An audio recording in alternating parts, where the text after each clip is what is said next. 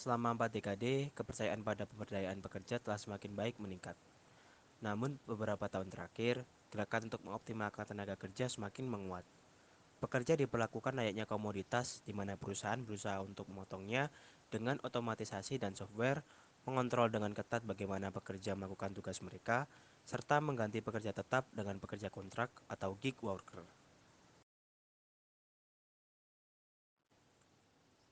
Tidak ada bukti bahwa bentuk baru berupa scientific management merupakan sebuah peningkatan. Dengan meregangkan tanggung jawab perusahaan dengan pekerjanya, perusahaan malah cenderung menurunkan motivasi, produktivitas, dan kontribusi yang inovatif.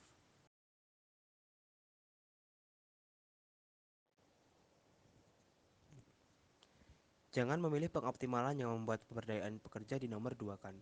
Sebagai gantinya, buatlah perpaduan yang tepat dari optimization dan empowerment yang menyukseskan pendekatan lean production atau produksi ramping.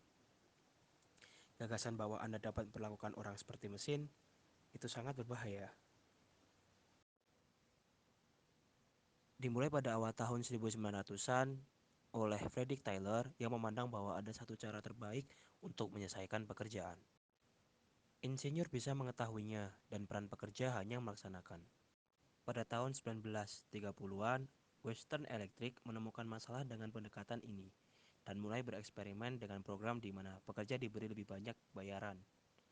Tarif persatuan dalam hal ini adalah membayar pekerja individu untuk jumlah yang mereka hasilkan dan tingkat kinerja dilonggarkan. Perubahan tersebut menghasilkan peningkatan yang cukup besar. Dalton Mayo dan rekan-rekannya di Harvard Business School mendokumentasikan hasil ini dan mengumpulkan pelajaran tentang cara mendapatkan hubungan kerja yang kuat. Pada tahun 1957, pakar manajemen terkenal Douglas McGregor mengamati di bisnis Harvard Review bahwa pandangan manajemen tentang output pekerja sangat terbagi. Satu kubu menganut pandangan bahwa pekerja harus dikontrol dan diarahkan secara ketat. Yang lain percaya bahwa para pekerja berkontribusi lebih banyak ketika mereka memiliki kebebasan untuk mengekspresikan gagasan mereka dan mengambil inisiatif. Dalam bukunya tahun 1960-an, The Human Side of Enterprise, McGregor menamai teori pendekatan pertama X dan teori kedua Y. Dalam 4 dekade terakhir, model teori Y telah meningkat. Dorongan besar dimulai pada akhir tahun 1970-an, ketika ada banyak bukti tentang buruknya kualitas pekerjaan yang dilakukan pabrik di Amerika Serikat dan berbagai belahan dunia untuk menyebarkan gagasan Taylor. Setidaknya sebagian dari masalah adalah bahwa otomatisasi telah membuat pekerjaan begitu membosankan, sehingga para pekerja tidak terlibat dalam tugas-tugas mereka. Ketika manajemen menanggapi kurangnya upaya mereka dengan memonitoring mereka lebih dekat dan menghukum mereka lebih parah, kinerja dan kualitas malah semakin menurun. Perusahaan Jepang merupakan penganut awal. Metode produksi ramping Toyota misalnya, memiliki beberapa komponen tetapi gagasan intinya memberikan karyawan garis depan wewenang untuk meningkatkan kualitas dan produktivitas, hingga memberi mereka kekuatan untuk menghentikan jalur produksi. Keunggulan yang jelas dari mobil dan produk lain yang membuat di pabrik semacam itu segera menarik perhatian para manajer. Pada tahun 2000-an, produksi ramping, juga dikenal sebagai Toyota Production System, telah menyebar dari mobil ke layanan kesehatan, ke pemerintahan, dan setiap industri di sekitarnya. Kualitas dan produktivitas dan hasil kerja menjadi semakin baik. Meskipun demikian, cenderung sulit untuk memperkenalkan produksi ramping di Amerika Serikat. Pabrik-pabrik otomatis, di mana aturan kerja sangat luas, tidak percaya antar manajer dan pekerja, dan sikap tidak ditemukan di sini berlaku. Namun, dalam beberapa tahun terakhir, kecenderungan ke arah manajemen proyek yang gesit membantu menyebarkan gagasan teori Y lebih jauh. Ada tiga faktor mengapa teori X yang mengedepankan pengoptimalan kembali hadir sebagai sebuah pilihan.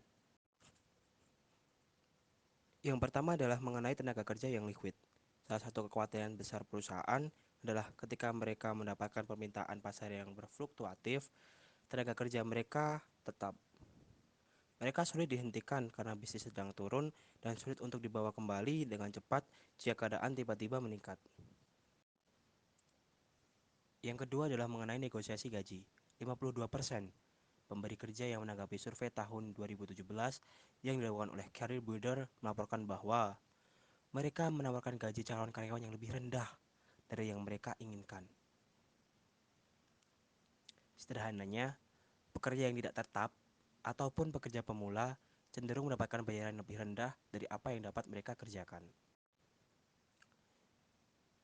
Yang ketiga adalah artificial intelligence atau kecerdasan buatan. Kekuatan paling kuat yang mendorong perusahaan menuju teori X adalah kecerdasan buatan. Saat ini, AI secara virtual adalah semua algoritma yang diturunkan dari program machine learning, berupa kumpulan data yang mengoptimalkan antara rekrutmen pekerjaan, kesesuaian kandidat dengan pekerjaan, gerakan pemasaran, dan lain sebagainya. Algoritma menjauhkan pengambilan keputusan dari karyawan dan mengalihkannya ke ahli, yakni data scientist yang membangunnya. Ini adalah pergeseran yang tepat yang dikemukakan oleh Taylor tentang penemuan cara terbaik menggunakan prinsip-prinsip teknik. Jadi, setelah berpanjang lebar, apa kesimpulan dari apa yang telah diutarakan tadi? Jadi, kesimpulannya adalah semua mengenai keseimbangan, all about balance. Kebanyakan perusahaan di dunia memfokuskan pada keuangan sehingga melakukan optimalisasi di mana hal ini dapat mengurangi kinerja, motivasi, dan sampai berpengaruh pada loyalitas dari seorang karyawan. Tapi berbeda ketika perusahaan memiliki latar belakang humanis yang baik, maka kebebasan dari karyawan tentu akan diutamakan, sehingga karyawan akan lebih berdaya. Balance, keseimbangan antara teori X dan teori Y.